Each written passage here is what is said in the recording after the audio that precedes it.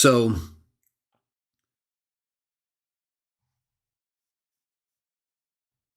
now with Watchtower, there's one thing I'll mention real quickly before I get to my main point. And this is going to take us right into our last segment, which is going to be about the great crowd and the future blessings and then serving in God's temple and what that means. This right here, though, I have a video on this, 1 Corinthians 15:25 in particular. But it's really involving, all these verses. But this verse here, the reason this verse is so devastating, Watchtower people,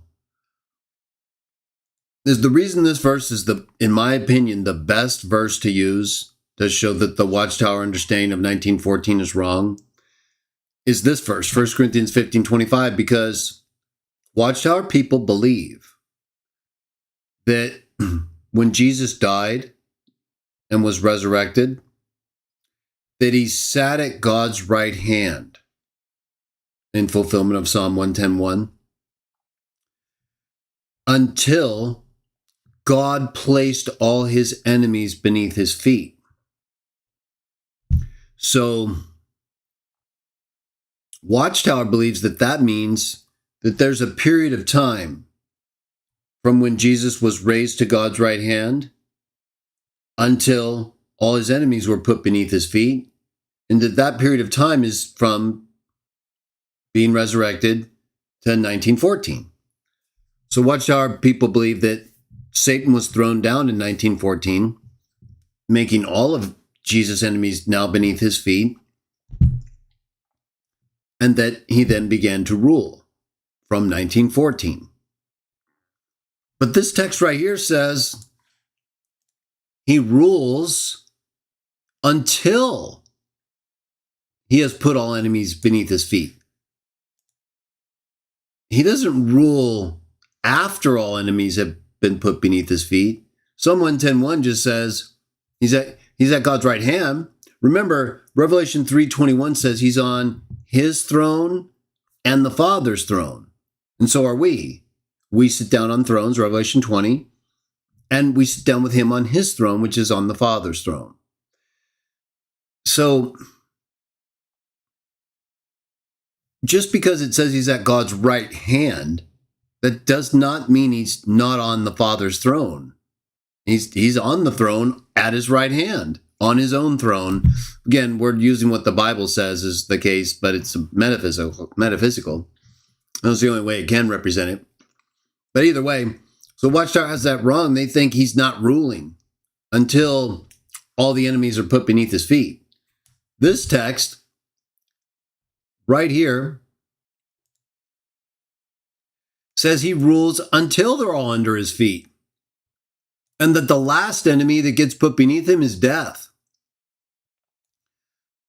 which happens at the end of the 1,000 years, which is how long he rules, right? And then it says right there, as we read, and we read before, he then turns the kingdom back over to God, who becomes all things to everyone. So he does rule the whole time, Watchtower people. From the time he was resurrected and sat at the Father's right hand and sat on the Father's throne, on his own throne, just like he told John and through John the congregations in Revelation 3:21. He's telling them what he's already done. He's talking about him being in heaven, doing these things, and how anyone who conquers can do the same. He's literally talking to those people in the first century, telling them if they conquer like he did, they're going to sit where he's sitting.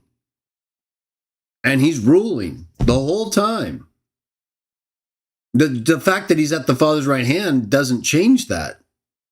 He's still at the Father's right hand right now, on his own throne, on the Father's throne. So he rules until they're all beneath his feet, not after they're all beneath his feet. This is another thing where Watchtower really blew it. They got it completely wrong. They got the whole Daniel 2:44 thing wrong because it has nothing to do with anything but Nebuchadnezzar and the periods of time that passed from which he was thrown down to which he would reign again. There's no connection with the Gentile times in Luke or anything having to do with Jesus being enthroned. And it's very clear that regardless of whether it does or not, that happened in the first century when he was resurrected. Because he has to rule until they're all put beneath his feet. And the last one is death. And so unless he's not ruling, right? And he's going to only rule after death and contradict everything about the end of the 1,000 years? No. So Watchtower people, I mean, I know it's hard, but it was hard for me. I had to step away, Watchtower people, with my family at that time and be shunned by everybody pretty much. And with the few people that would still talk to us weren't the same. And I had to have everybody in the witness scholarly community basically, reject me, start lying about me, saying all kinds of whacked out things. All because I didn't support what you guys teach anymore. That's clearly wrong. Not because I want it to be or think it is or interpret it is. It is written. Boom. Right? You say one thing and what's written says another. That's why you guys lie about me. That's why even today you've got people out there who just keep lying and misrepresenting things. People that are not good people and who are themselves liars, but they're so upset that I won't rejoin your destroyed organization that you all did this to yourselves. You guys are the ones who destroyed yourselves with this false teaching. You just were able to do it in a faster period of time than the Dragon Church or Mormons or other groups because you put an expiration date on your interpretations. One too many, at least. Either way, this is clearly wrong, so you guys are condemning us for something clearly wrong, just like the Trinitarians, but in a different doctrinal way. But with that having been said, this right here, then comes the end, right? When he delivers the kingdom to God the Father. So, the end. What do you consider the end to be? Like if someone said, well, when is like the Watchtower says they like to use the terms this system, the system will end, or people will say the world, What do you think that means? Next comes the end. I think a lot of people, and tell me if you disagree or not, a lot of people, when they see this, they think of the end, like as the Matthew 24:14 or the Armageddon end, But it's really not talking about that, is it? It's talking about like the end, like the final end when all badness, all death, right? Death is really when death is no more, badness will be no more, because what leads to death? Sin. So this is like the end of the 1,000 years. And we usually understand it that way. But I think even though we see this text that way, 1 Corinthians 15:24, I think most of the time when we talk about the end, we're talking about Armageddon, right? But no, we've got a great tribulation that leads into Armageddon, which is the destruction of this world. And then the bringing forth of a new earth and a new heavens, right? That's how the Bible presents it. We're going to get to it in a moment. And then a group of people is approved by the master, right? All the nations are brought before him, Matthew 25. And he separates the sheep from the goats. And he says, the sheep come, enter the kingdom, prepared for you from the founding of the world, because you took care of my brothers when they needed you. And they have no idea what he's talking about, right? Because they didn't realize they were helping Christians when they did that.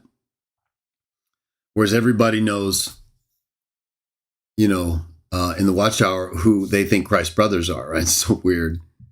The very account they use makes it clear that they couldn't possibly be those people. And then the goats, he says, you're going off into destruction because you didn't help me when you didn't realize it was me.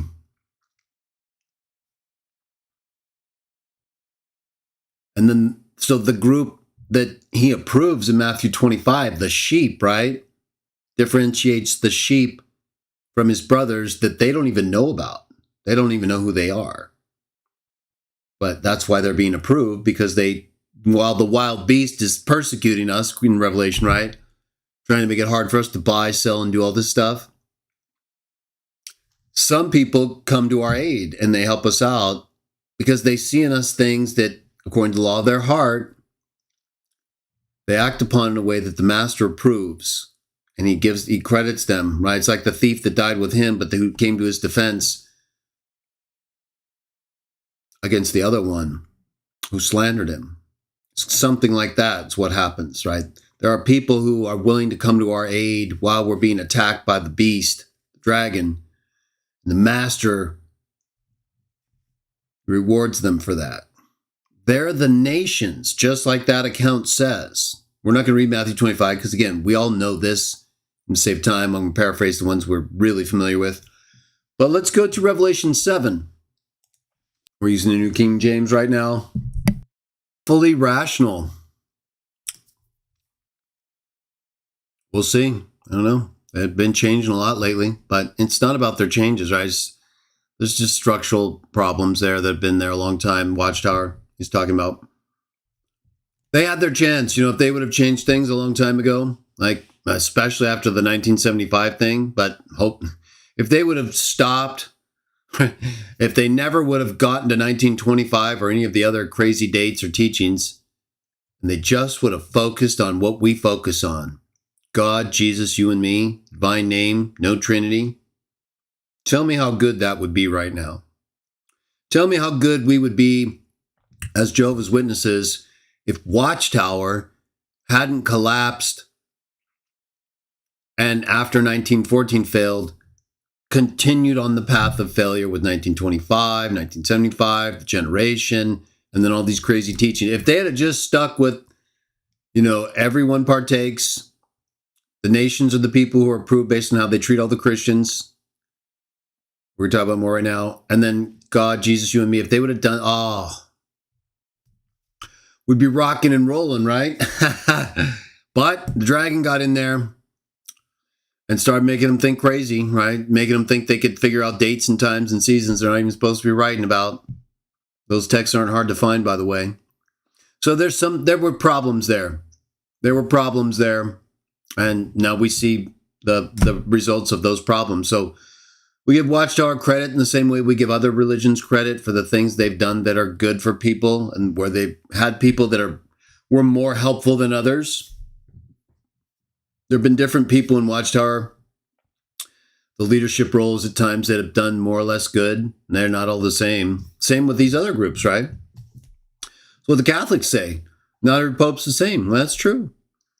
So we can't look at them all as the same. We got to look at them in terms of how they act during that time and what they taught and what they did. So right now, Watchtower's in a free fall. Whether they can make enough changes, or they have to become a whole new thing.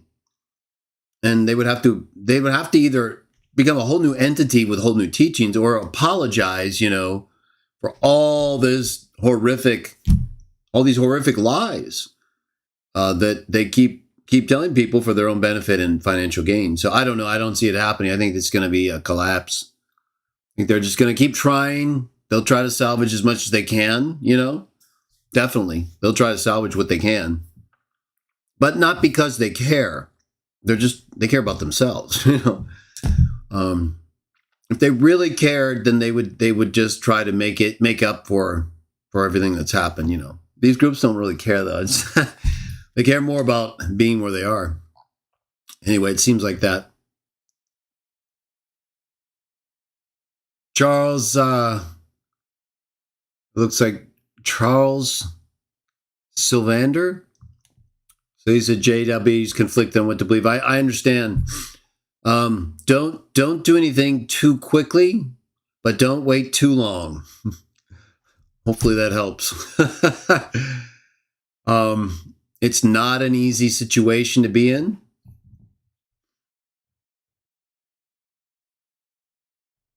But it could be worse, right?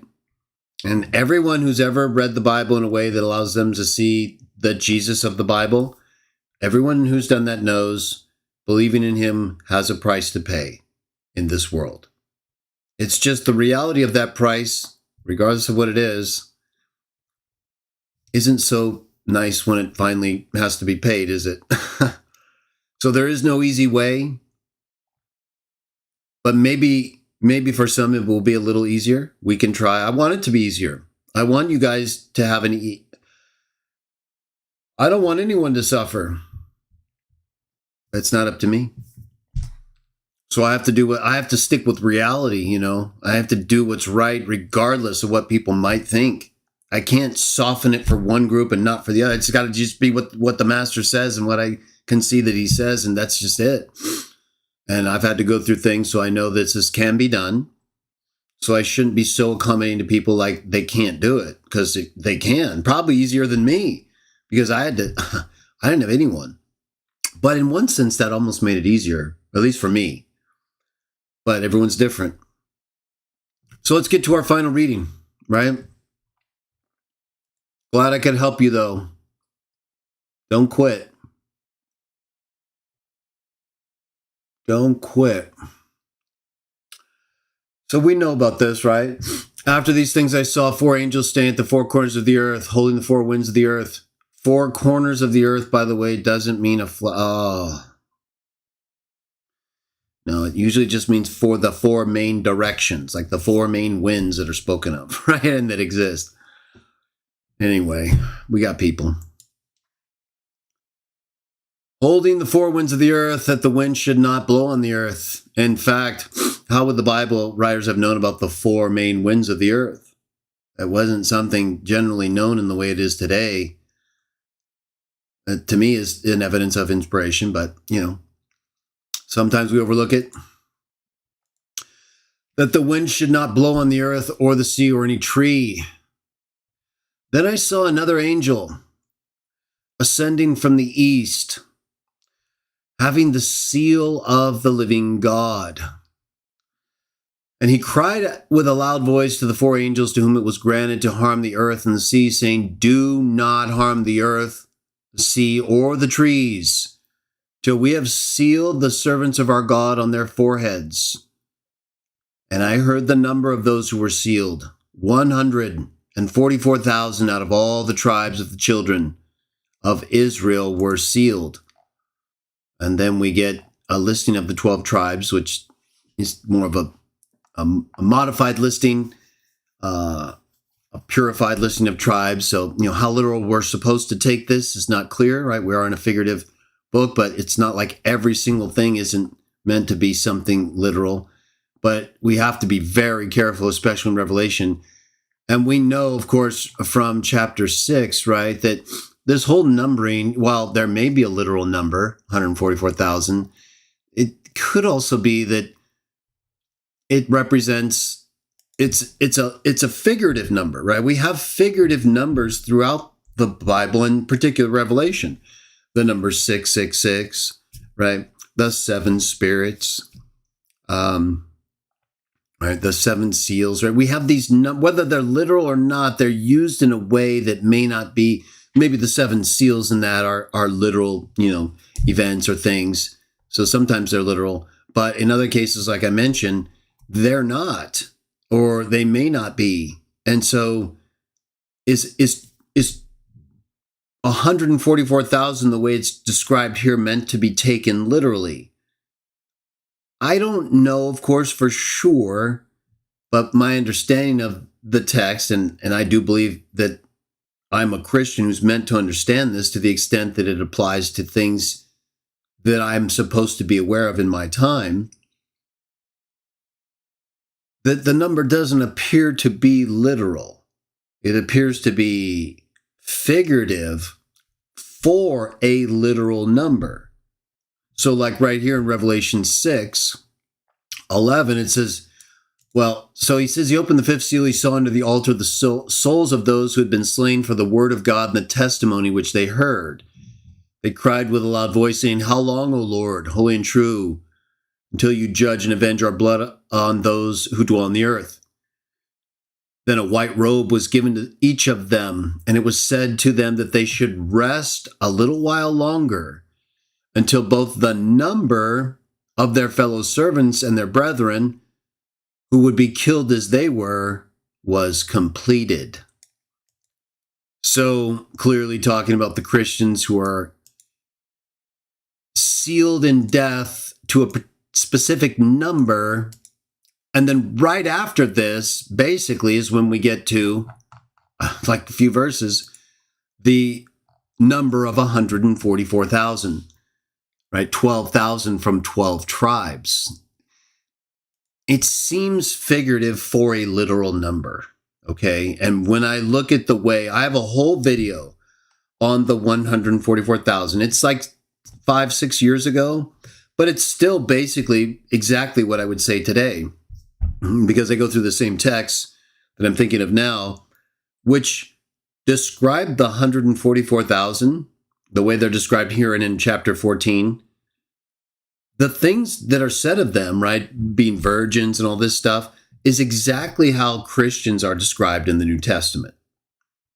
So the way they're sealed, being virgins in a spiritual sense, right, not being adulteresses, like being friends with the world.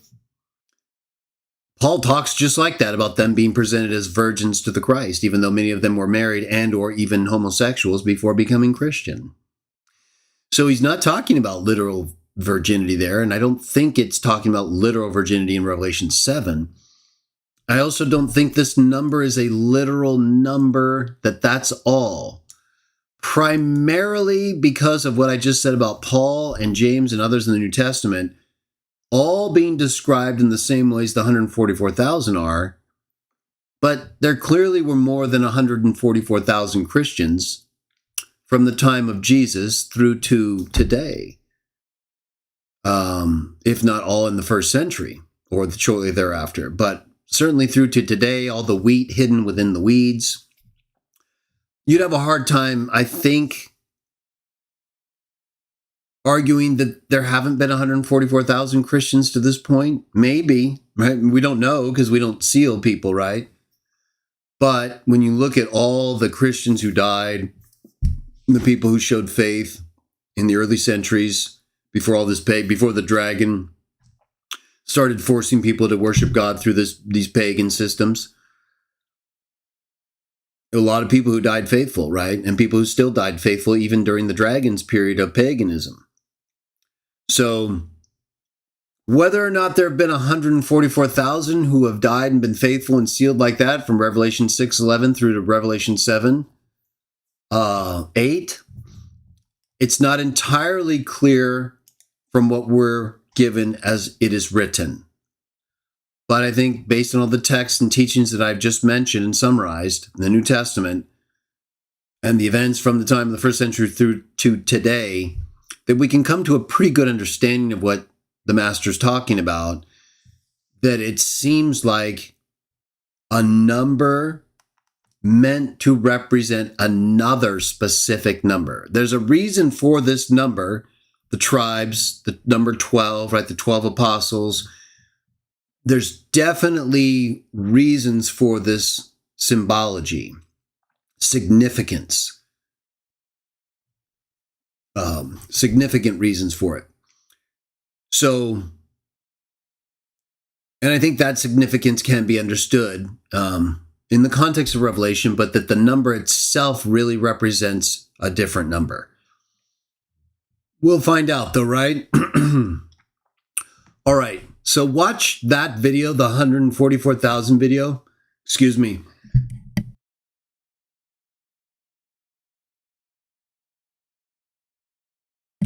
Watch that video. Just type 144,000, the numbers 144,000 at my site, my page. It'll come up. I'll try to link it below as well. For more on the 144,000. But I wanted to kind of summarize it because we're going to move into the great crowd and more of the 100. They're still here. But in terms of like this number, see that video for more information on the parallels between the New Testament Christians and these 144,000, okay? I don't think these are just Jews chosen from these tribes. like literal Jews. No, I don't think that. I think the New Testament teaching about what is a Jew, what is no longer a Jew, and who are virgins and who are not, and who are sealed and how they are, helps us answer this question. So let's move on. After these things I looked, and behold, a great multitude which no one could number, out of all nations, tribes, peoples, and tongues, standing before the throne and before the Lamb. What does that sound like? That sounds like what we were paraphrasing earlier from Matthew 25, right? We could go to it, but we all know this account. If you don't know this account by now, then you got to be brand new, right? We all know in Matthew 25, what? When the Master arrives, when the Son of Man arrives and sits on his glorious what? Throne. Isn't that what you have right there? The exact same thing, right? In Matthew 25. Here, we're seeing him address the sheep that he addresses in Matthew 25. The goats just aren't here. They're gone. Look at what it says. Who's gathered before the Master in Matthew 25? The nations. All the nations, right? The good and the bad. Well, what do you have right here? All nations. Now, again, based on their response here, I believe that he's just singling out the sheep of Matthew 25 for that reason. The goats aren't in focus here. The sheep are. But it's the same account. I believe it's the exact same account based on the parallels. I have videos on this too, but we can see it right here, right? We can see it parallels Matthew 25 almost exactly right to this point.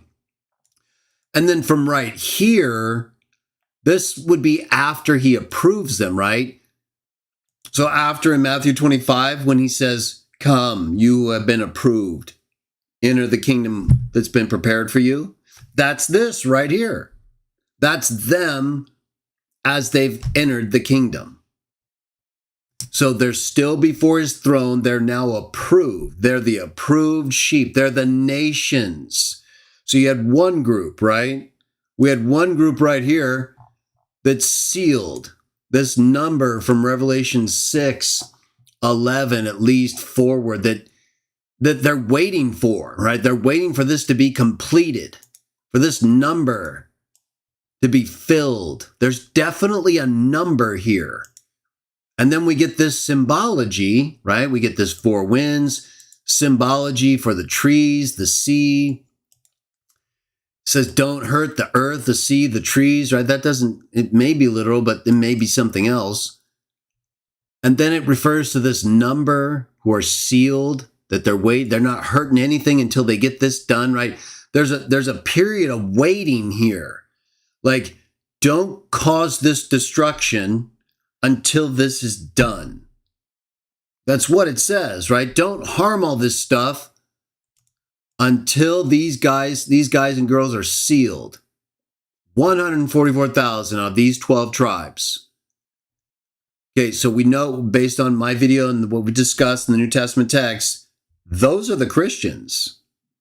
If you agree with me, and like I believe, and for the reasons I've stated and state, the 144,000 are us. That's us. That's the number of people that the destruction is waiting for to be filled. That's the number. Whether it's a specific number of 104,000, we are not told that. We're told enough. We're told this is a significant number. It is a number. And that these are the Christians based on all the parallel descriptions and their differentiation from the others, right? Because these are all from the nations. And that's exactly who Jesus talks about in Matthew 25 when he's on the throne and they're before him, like right here. And in Matthew 25, what happens? How are the nations differentiated in Matthew 25? From his brothers, right? Exactly.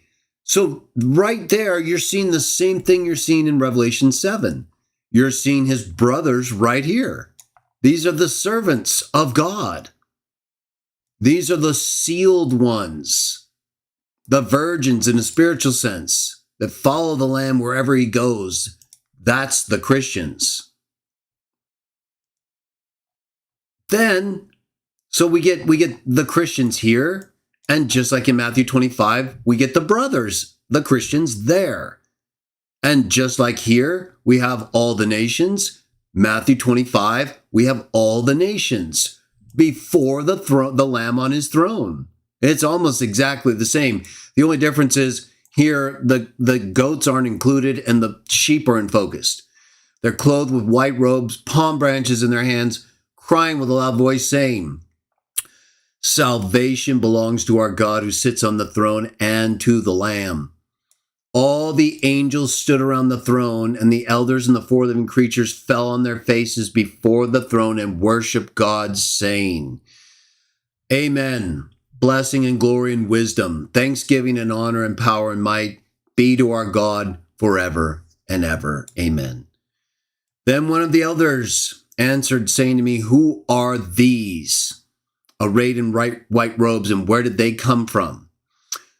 And he says, I said to him, "Sir, you know," right? So we already know where the 144,000 come out of. He just told us they come out of all those 12 tribes. The great crowd, though, right? It's like, okay, we know where the Christians came from because we chose them. And John, right? He knows that. He's not asking about them. So he likely, when he saw that vision, right, he's seen this sealing, this virginity and these descriptions in ways that he knows match them. He knows that's them. But then this great crowd shows up, right? All the nations. And then that's when he says, okay, well, the elder comes to him and like he doesn't know. He says, well, who are these people? You already know, the 144,000, John, that's you. Well, who are these people? He says, well, you know, right? So if John thought they were Christians, he wouldn't express confusion here, would he? If John understood the great crowd that was just described and that this elder's asking him about, he would say that. Well, they're Christians. They're just like me. No, he doesn't know. Whereas he doesn't express confusion about the other group. So then the elder says to John, these are the ones who come out of the great tribulation, and they washed their robes and they made them white in the blood of the Lamb. Therefore, they are before the throne of God and serve him day and night in his temple. And he who sits on the throne will dwell among them. And they shall neither hunger any more nor thirst any more. The sun shall not strike them, nor any heat. For the Lamb who is in the midst of the throne will shepherd them and lead them to living fountains of waters. And God will wipe out every tear from their eyes. Okay, we have a lot here, don't we? So he says they come out of the great tribulation, right? They washed their robes and they made them white in the blood of the Lamb. So he doesn't say that these people died observing the commandments of God and Jesus, right? Like he did in Revelation 6 and earlier in 7, he's talking about those who he told the people under the altar, rest, wait a little while until the rest of your brothers who bear witness to God and Jesus are killed as you were, until the number is filled and completed. So he doesn't say that about these, right? He doesn't say, well, these were killed just like you. They were bearing witness to God and Jesus and they were killed like you, John. No, he says they came out of the great tribulation and washed their robes and made them white in the blood of the Lamb. And then for those reasons, they serve God day and night in his temple. And he who sits on the throne dwells among them. And they won't hunger or thirst. The heat won't beat on them. And the Lamb will shepherd them and lead them to fountains of waters of life. Okay, so why would all this be happening, and where is all this happening, and how are they serving God day and night in his temple? You may ask, right? So if you know, we're going to go ahead and I'll move it forward to Revelation 20. But before I bring you up to there, we're gonna read these last few chapters and we're gonna end it. Okay, you ready? We're gonna end on a powerful note with the promises that we've been given and that we hopefully have a clear understanding of as we read them together, God's Spirit. But so we know in these accounts, right? So we have the great crowd, the 144,000, the differences that we just observed. But then we see that they're going to be serving God in his temple.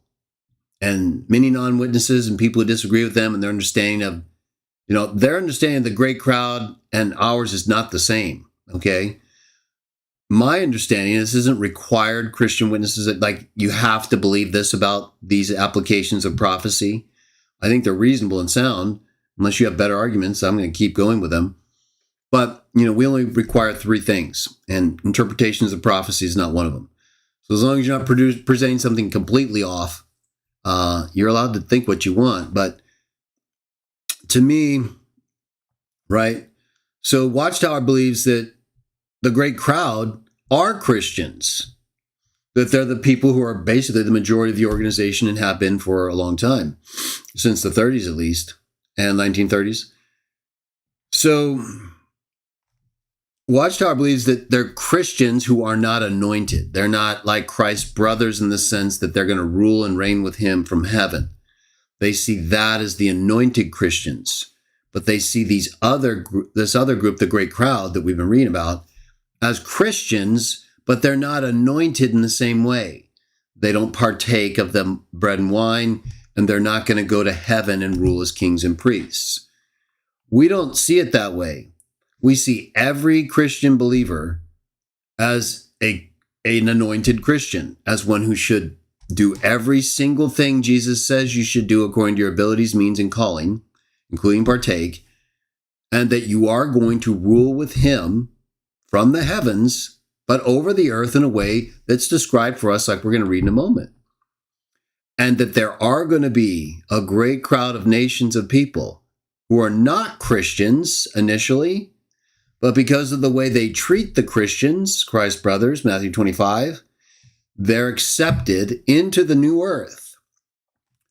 And they wash their robes and make them white in the blood of the Lamb and are healed by the leaves from the trees that are growing on each side of the river, waters of life that we just read from Revelation 7, that the Lamb guides the great crowd to.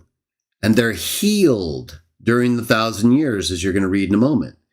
That's not how the anointed or the Christians who are in New Jerusalem with Jesus are described at all, right?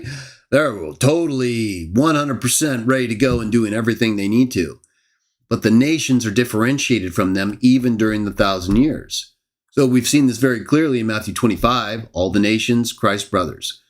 We've seen this very clearly in Revelation 6 and 7, the number of your brothers, 144,000, and the great crowd from all nations, where'd they come from? Well, we know where this group came from. Where'd this group come from? Oh, they come out from the tribulation, just like Matthew 25.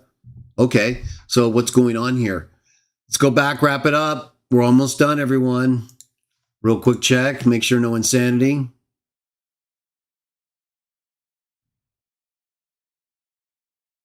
Okay, good. Looks like everyone's enjoying it. Let's get back to it. We're going to wrap it up here, everyone.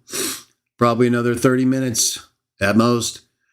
Revelation 20.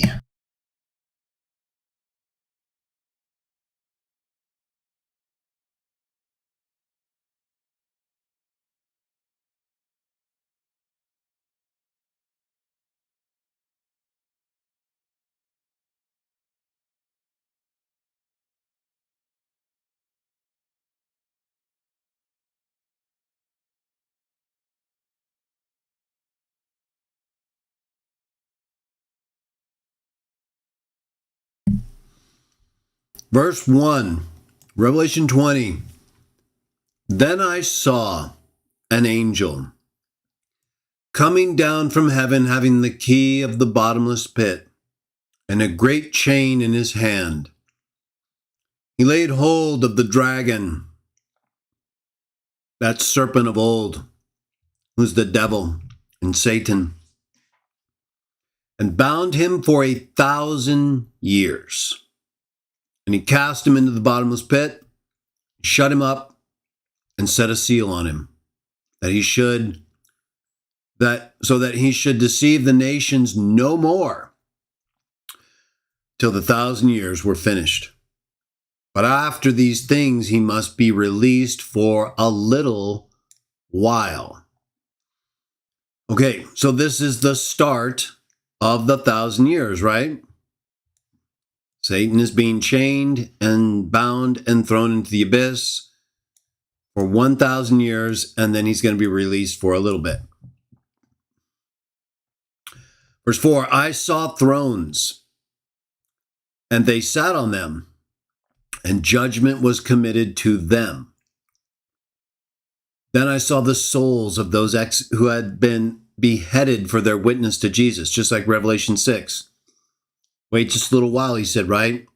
Till the number of your brothers are killed, just as you had been by the sword, for their witness to Jesus and for their word about God, word of God, who had not worshipped the beast or his image, and had not received his mark on their foreheads or on their hands. And they lived and they reigned with Christ for 1,000 years. But the rest of the dead did not live again until the 1,000 years were finished.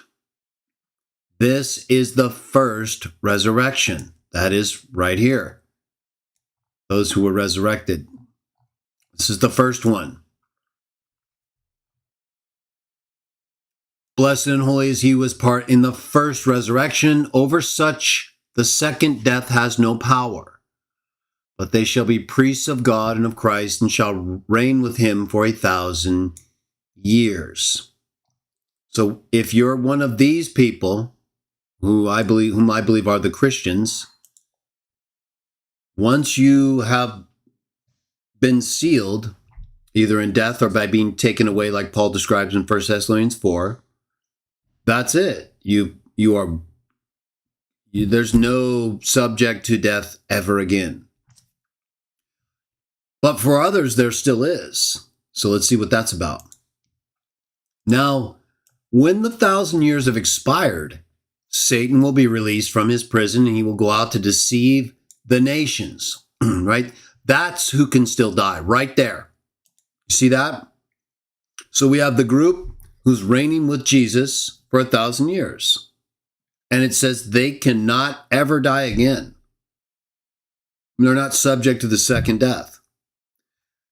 Then it says Satan gets released. Right earlier it said he wouldn't be able to deceive the nations anymore until the end of the 1,000 years. And then it says the same thing here.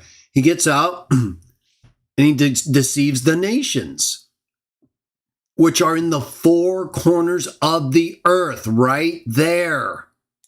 You see that? So there are people on the earth, all over the earth, when Satan is released. It explicitly says, when the 1,000 years expire, Satan comes out and he goes and deceives the nations in the four corners of the earth. That's the nations of Matthew 25. That's the nations of Revelation 7. The great crowd. The sheep who treat Christ's brothers well. And that John doesn't know where they come from, though he's not confused about the others who are mentioned. So then, it's clear Satan is on the earth. There are people on the earth after the 1,000 years, not at the start of it, at the end. He's getting out. So then he goes to deceive them again, right? And remember, these people are people who are made up of, or entirely, unless there were any descendants during this time, those who weren't fully committed Christians. They were approved because even though they didn't know who were Christians, they were good to them because that's what they were compelled to be, that way out of their own love for goodness in the condition of their heart. That's what Paul probably is speaking about, or in some way that Jesus accepts as like that, where they're a lot of themselves in a way that motivates them to look after him in his persecuted followers during this time. And he rewards them for that. He rewards them for that because that's going to be hard. Anyone who helps a Christian while we're being persecuted by the wild beast, well, they're going to be in harm's way as well, or have been already to this point. If it's been happening this whole time, it's just going to keep happening all the way through the end. Probably get worse. But the point is, those are the nations. And that's exactly the basis upon which Jesus says he's going to accept them into the kingdom. So it makes sense that these aren't the people who can never be subject to the second death. Revelation 20 explicitly limited that to the first resurrection of those who were killed for bearing witness about God and Jesus, not those who were allowed to live because of how they treated Jesus. See, there's a difference, but they're both approved for reasons we can see clearly. But the one group wasn't approved as full committed Christians. That's why they have to have time to heal during the 1,000 years, which we'll get to in a moment. But Satan gets to them once he's released, and then they're tested. Now they're in the same position that the Christians were in, only better. And so if they fail here, they're just not good people, are they? If you fail here after 1,000 years of no demonic activity, but a period of healing and growth, but when the opportunity comes and the dragon is released, and we all know it's no joke, we know he is, that's when you're going to be tested no matter who you are. That's when that great crowd, that's when those sheep are going to be tested. The people who can still die, not the people who can't still die. So if we go right back to it, Satan gathers them together for battle, whose number is as the sand of the sea. They went up onto the breadth of the earth and surrounded the camp of the holy ones, the saints, the beloved city.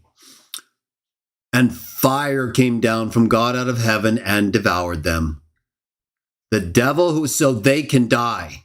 The people who are on the earth during this time, the nations who were permitted because of reasons that don't have to do with being a fully committed Christian, but who nonetheless submit themselves to Jesus at that time, wash their robes, and cleanse themselves of their sin through their faith in him, are given a period of healing over which New Jerusalem reigns.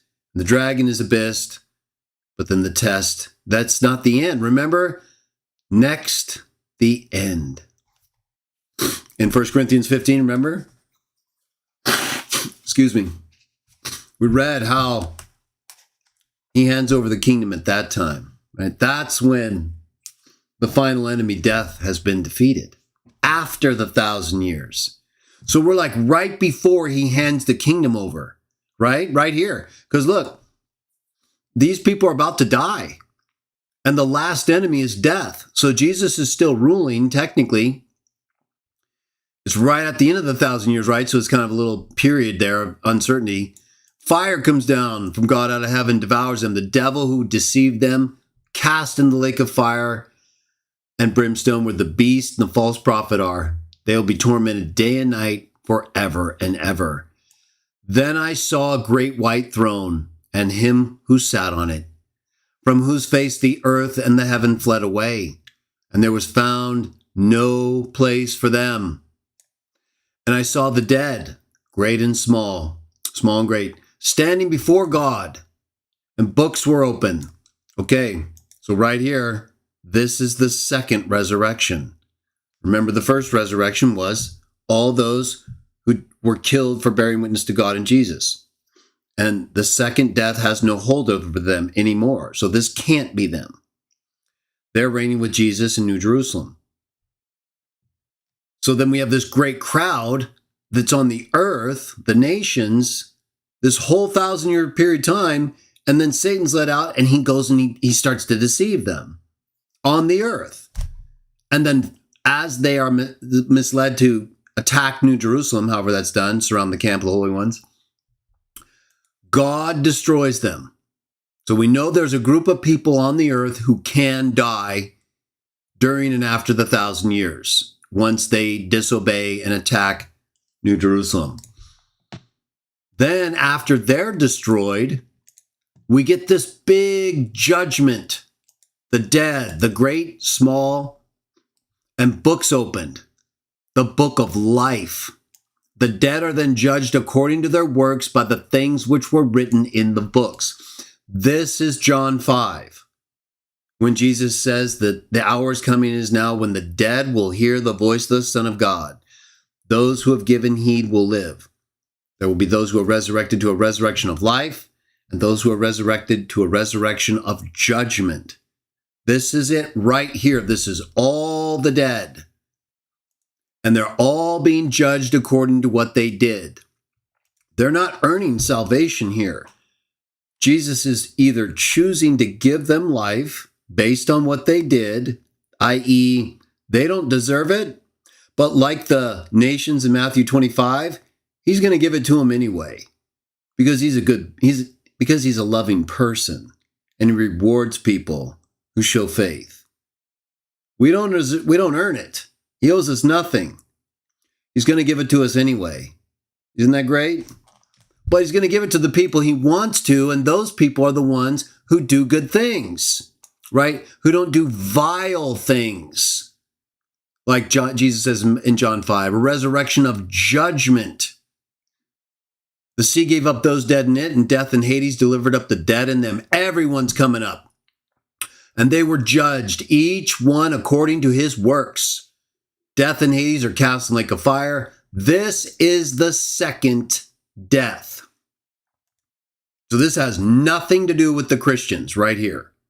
We know that because it said that at the start of this chapter. These ones are resurrected, the first resurrection. Second death has no hold on them. So none of these people here are those Christians who have been brought up from the dead, either those sleeping in death or those who he carries away in 1 Thessalonians 4. None of these people right here in Revelation 20 are Christians,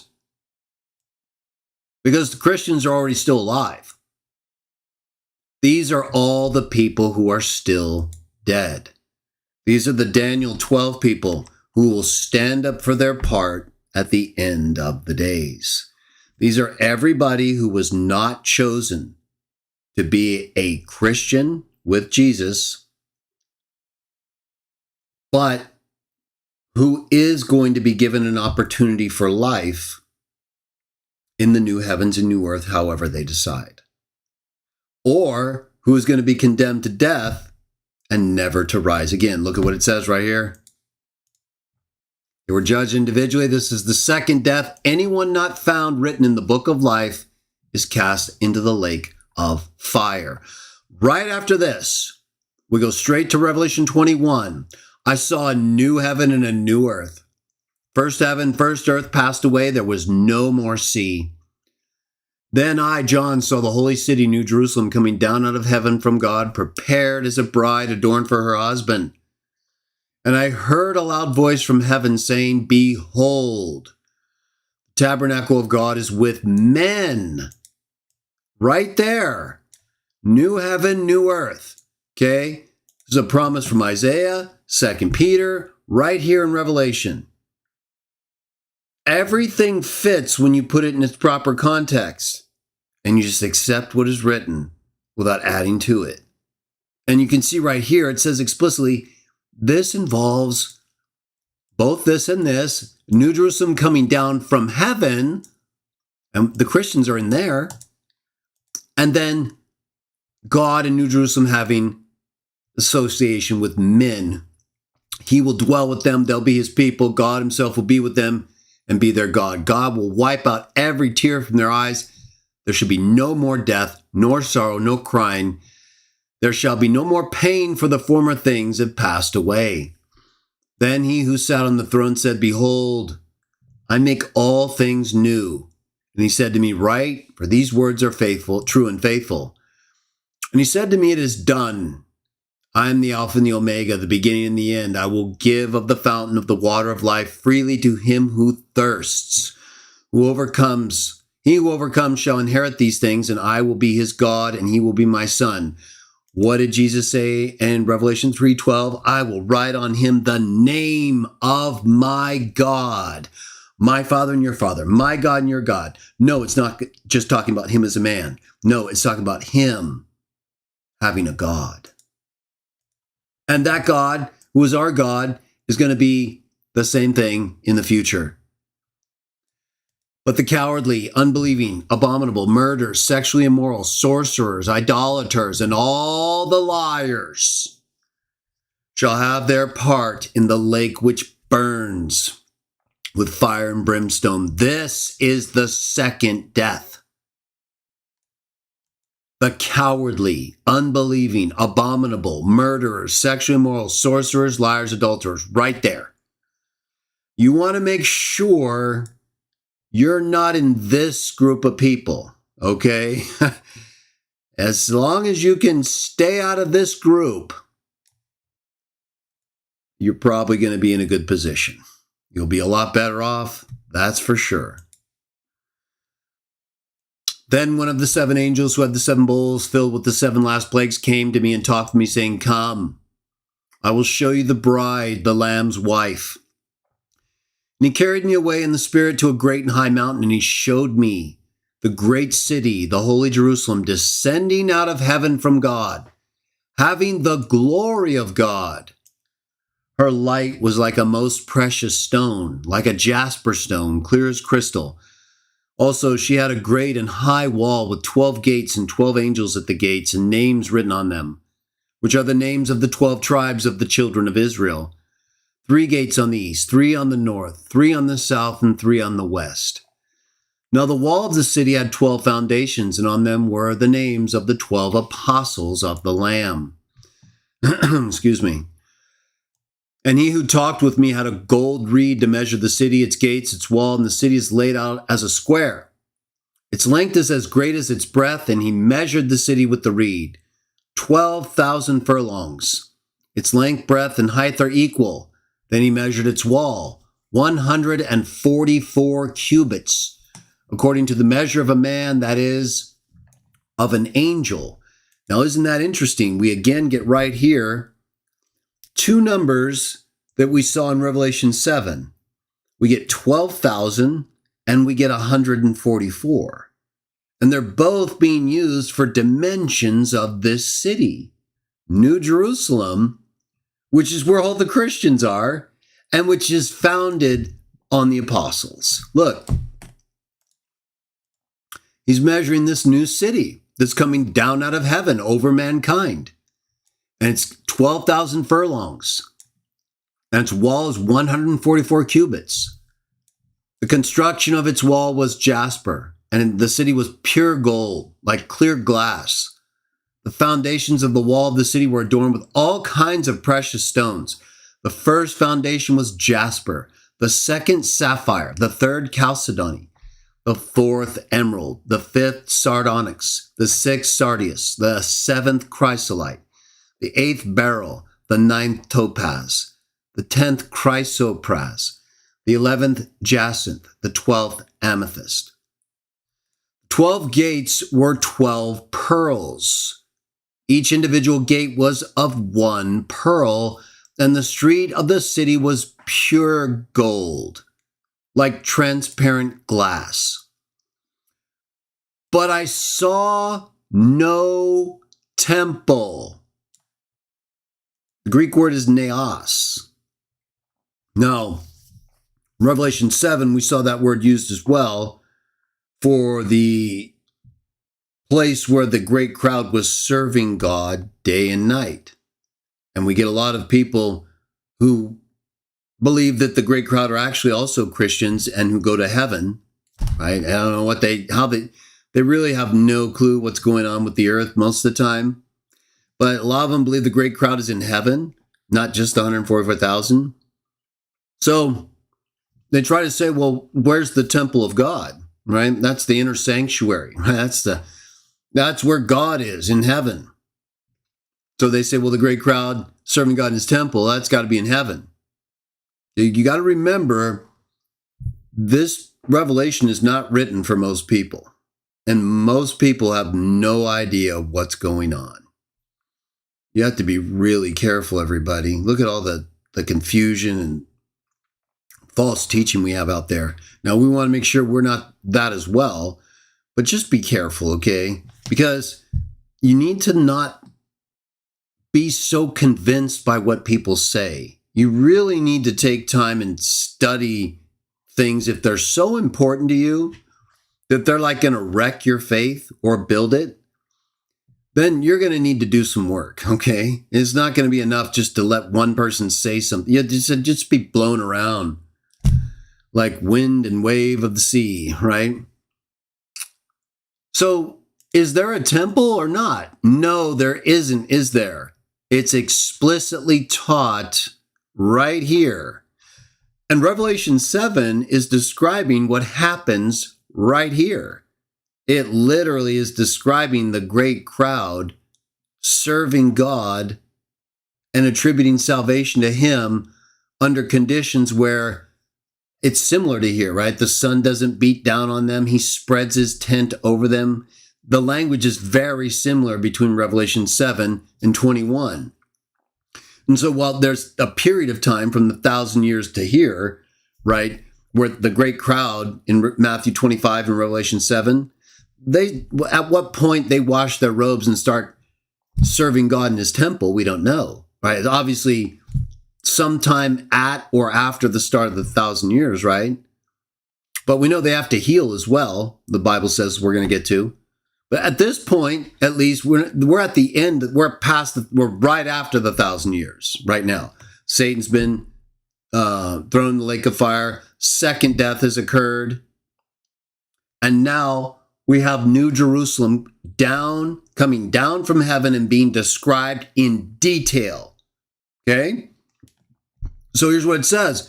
It says, there is no temple, because the Lord God Almighty and the Lamb are its temple. That's how they're serving him day and night. It doesn't mean they're in heaven. This scene we're reading in Revelation 21 is literally describing New Jerusalem coming down out of heaven onto the earth with mankind. That's exactly what we've been reading to this point. It's coming down out of heaven, and God's going to be with mankind through it. It didn't say those exact words, but that's what it's describing. New Jerusalem coming down out of heaven and God dwelling with men. And it's describing the very city that it just said came down out of heaven. And it says there's no temple other than God himself and the Lamb. So if New Jerusalem is coming down to the earth with men, and I'm going to show you that's definitely what it is doing, do the men on the earth need to be in heaven to serve God in his temple?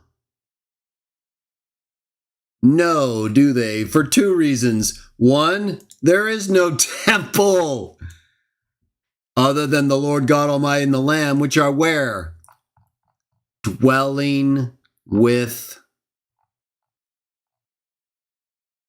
the tabernacle of God is with men. He's down here. And so if he is the temple, where's the temple that we serve him in if we're down here? Exactly. Isn't it interesting how people don't know the Bible, everyone? I mean, it's just beyond comprehension, all the confusion the dragons caused. We can sit here and read it, and it's just so clear. Because we're not looking to follow a tradition other than what's written and clearly taught. Most other people are.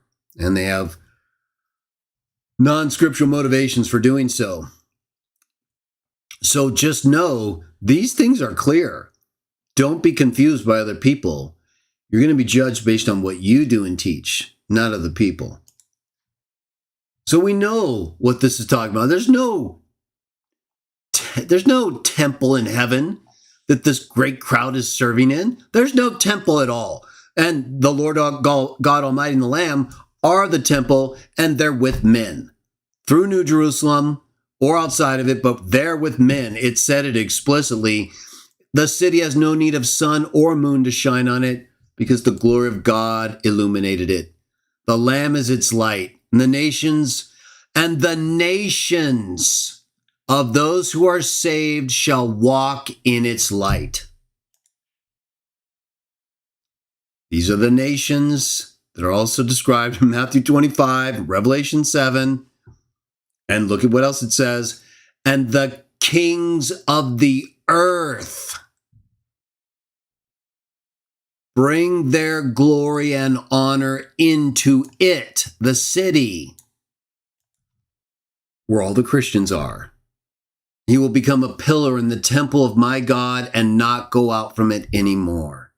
Revelation 3:12. So, 2 through 12. This is just such good stuff, isn't it? So we know these are kings on the earth. These are nations on the earth. They walk in its light. They're serving God in his temple, which is God himself as he dwells with them, and New Jerusalem right there with them. The kings of the earth bring their glory and honor into New Jerusalem. Its gates are not shut up at all by day because there's no night there, right there. How do they serve God day and night in his temple?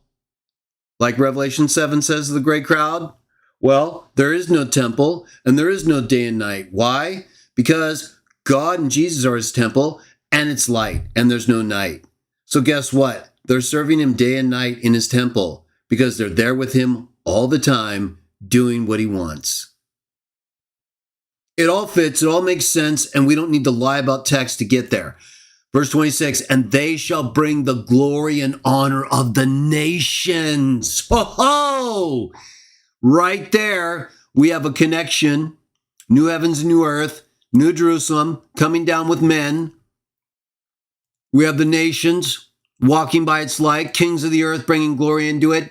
And then we have the glory and honor of the nations being brought into it. Not just the kings, but the nations. But there shall by no means enter it anything that defiles, perverts, or causes an abomination or a lie, but only those who are written in the Lamb's book of life. Right there. So after the 1,000 years, everyone's brought up from the dead, except all the Christians who are already alive and not subject to the second death. That's us. Everyone else is brought up throughout the whole history of mankind, except us and those who have already just been destroyed with Satan after the end of 1,000 years. Everyone's brought up and judged, John 5.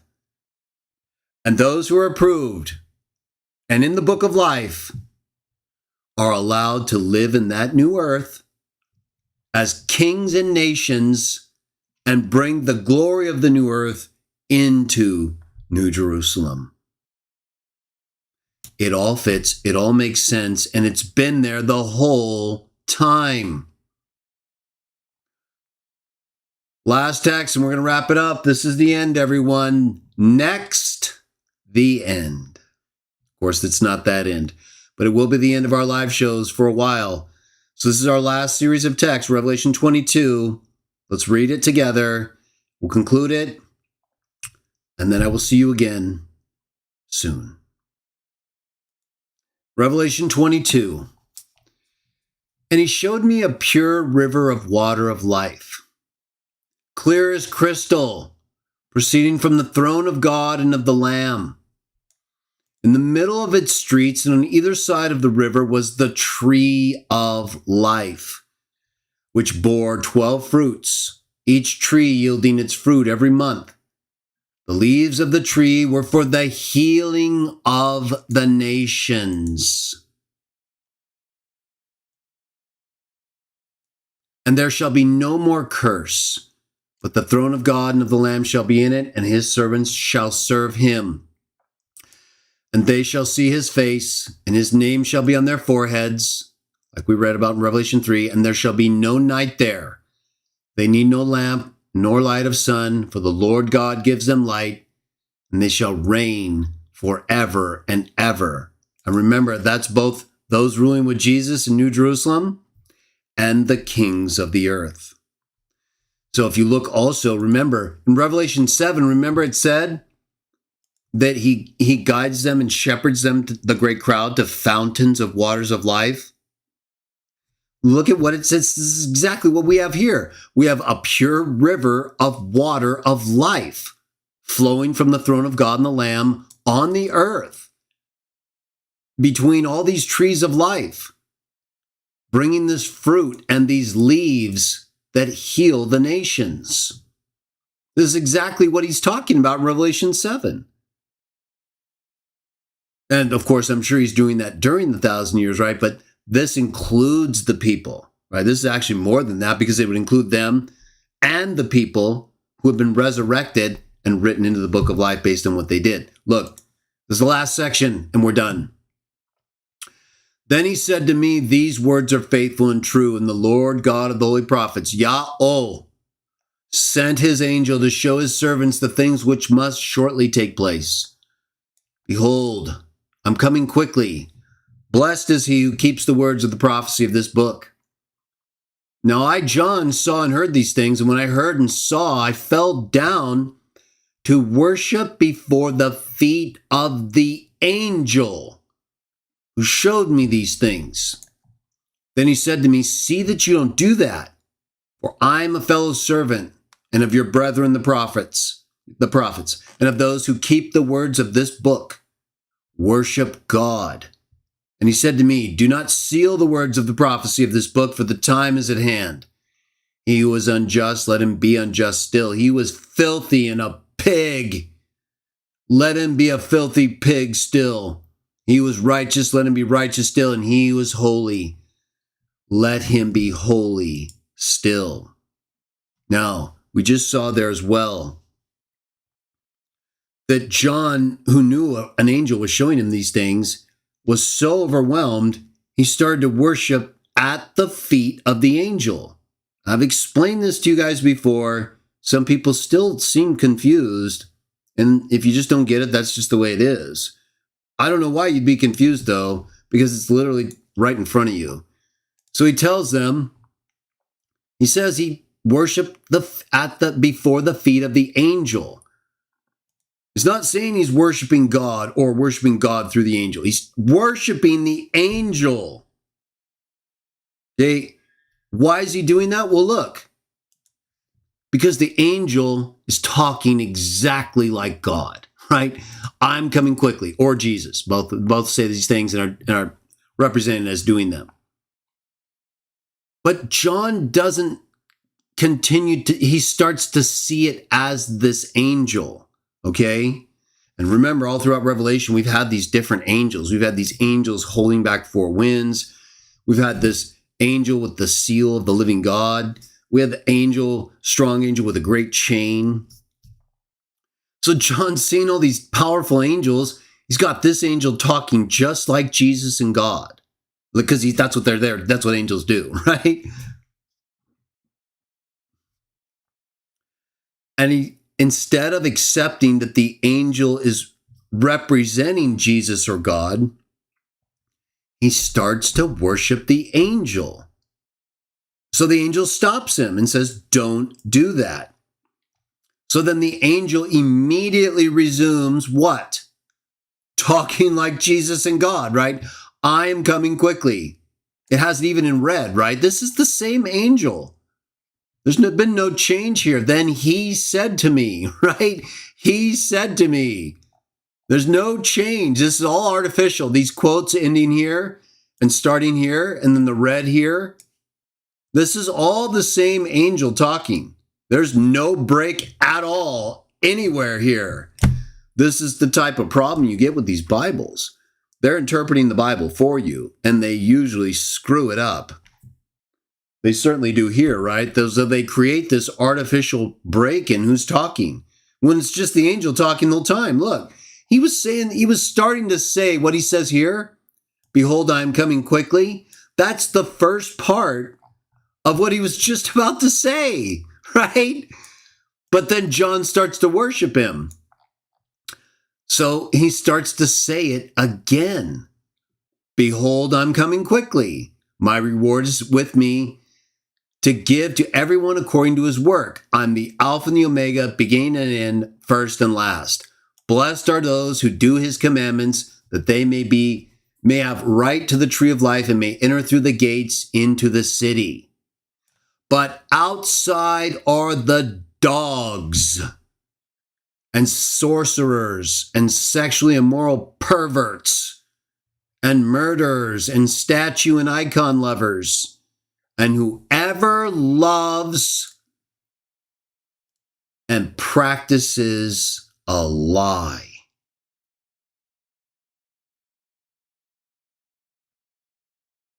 That is your number one concern and threat. Lies. That is the number one thing you need to be on alert for. That is the thing that will destroy you. Cowardice too and all these things, but the lie is what you have to stand up to. When you know someone's lying and you know people are being hurt by it, well, that's where the cowardice comes in, right? It's not like you're just always running from a fight. You don't have the courage to do what's right. And while we all fail there sometimes, right? Even Peter failed there. He denied Jesus, right? But he didn't keep doing it. You can fail, that's normal. What's not normal is continuing to fail your whole life. That's not normal. No, even if at the very end, like the thief who died with Jesus, the evildoer, you finally get it right, good for you. It's not normal to do what the other thief did and to just collapse into bitterness and garbage when you got nothing left. Didn't even have the common sense to have some faith. But when you never cultivate anything, you don't have anything when you need it. The lie is what the dragon used to cause all of this, and what he uses to cause it all is what he uses to destroy people's lives, destroy families, blaspheme God, and steal praise for himself. The lie is the most wicked thing, unless you want to say love for money. I don't recommend either one. But watch out for the lie, because it's everywhere. And people have a hard time standing up against it because they think people are good. Remember? It's hard to tell a good person, hey, you're lying. Oh, but when you remember no one's good, it becomes all of a sudden a lot easier, doesn't it? Yeah, you might hurt some feelings, but guess what? They're lying to you. They don't care about your feelings at all. They care about whether you submit to their will so they feel better about themselves and or steal your money. One of the two. Either they want you to agree with them for the benefit of a group mentality that makes them feel better because you agree and the shared mentality just has that effect, or they want something from you. And if you're not going to give them either one of those, some kind of monetary benefit, or at least the shared satisfaction that you agree with their false doctrine, they won't love you or like you at all. I guarantee it. And the ones that do and who respect you for disagreeing with them and not just going along so that other people feel better and you don't, the ones who actually aren't trying to take something from you will respect that. And you just might plant a seed where you didn't expect. If you don't do anything, don't expect anything.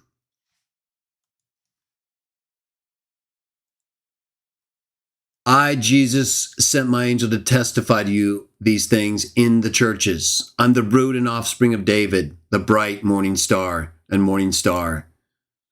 So as we know, Revelation 1:1, God sent Jesus. He gave him this revelation, who then gave it to other angels, and then gave it to John, who gave it to the Christians, the congregations, the people living in that time who needed help.